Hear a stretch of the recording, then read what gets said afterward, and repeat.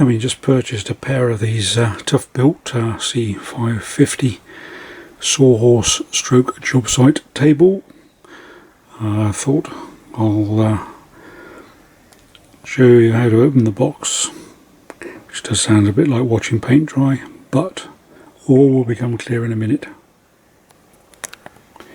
So now I've opened the box, so that's the exciting bit over and done with, and now I'm just going to show you what I wanted to point out, which hopefully will help you more than it did me.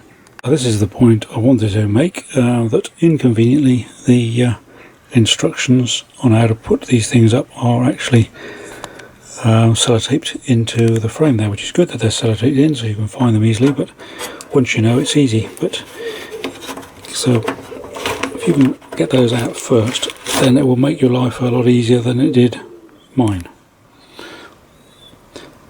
for various reasons. So once you've found the instructions, it conveniently says open first with this little catch here, and on the other end it says close first. So once you know that from the instructions, you're away. But if you haven't got the instructions, it's not quite as immediately clear as you might think. Well, not to me anyway.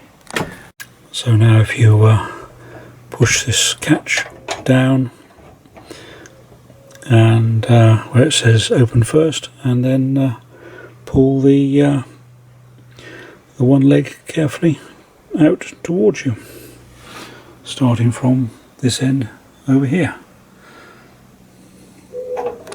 Then do the same on the other end where it says close first, so you press that little button in and carefully gently pull out the legs until they're in the fully open position, and then all you do is just literally spread the legs and press down the little retaining strap, which you'll find once you've opened the legs. So now you've parted the legs, you've just got to secure this strap so that it's fully locked in the closed position or open position, depending on which way you look at it, and that's nice and solid. And whilst we're here, there's a clever little thing here which is designed for you to flap that out and to lean your sheet material on against the side of here, which is quite clever.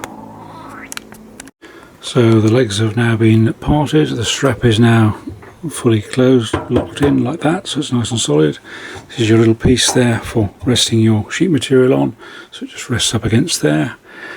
It's very clever. So to use it as a side table, you just put a piece of 4x2 into this slot between the two sawhorses, and then you put your bit of ply on the top of that, and then you've got a very substantial, solid work table.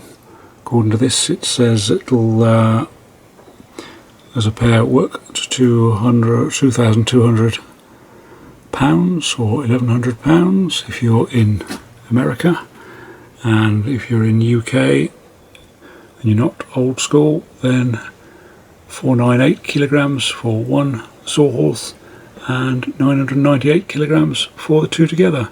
So that's a pretty substantial work table. Then you get a better idea of how it works there, with the ply on the top resting between two bits of 4x2 which are lodged into these clever little grooves at the end. Certainly a very solid piece of kit, and I would certainly recommend it.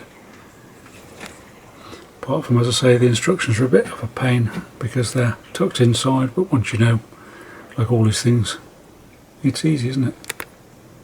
But don't use it on another worktop like this, because that is obviously very, very dangerous, but it's just for the purpose of the camera work.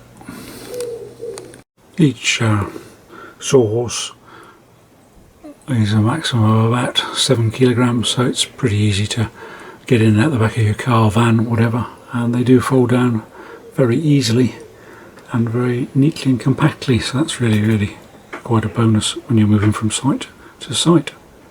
Just while I remember, when you close them up, remember to close them in the order it suggests on the outside of the Sawhorse. So it says close first. So simple when you know how, as I say. So now I've got the two Sawhorses set up together, and put a piece of random 4x2 that I had left either side to make the basis for our Jobsite table. And maybe I'm using 18mm ply on the top today, but if you want to make it a bit more secure, you could always just put a few 4 maybe temporary screws into the through the 18mm into the 4x2 to make it a bit more secure if you're clamping other items to it. But certainly looks very strong already. So that now makes a really good strong work table with the 18mm ply on the top. And as I say, you could screw the 18mm ply down to the 4x2 bearers, and then it makes it a bit more, stops it sliding about if you're going to work on top of it. Depends what you're going to be doing, of course. But it's also quite a useful temporary table if you're entertaining in the garden. Very easy way, you can easily pop this, compact it up into a sort of small corner of the shed or garage, and then pop the two bearers and the tabletop on, and away you go. Job's a good one. So it's multi-purpose, I think, this one.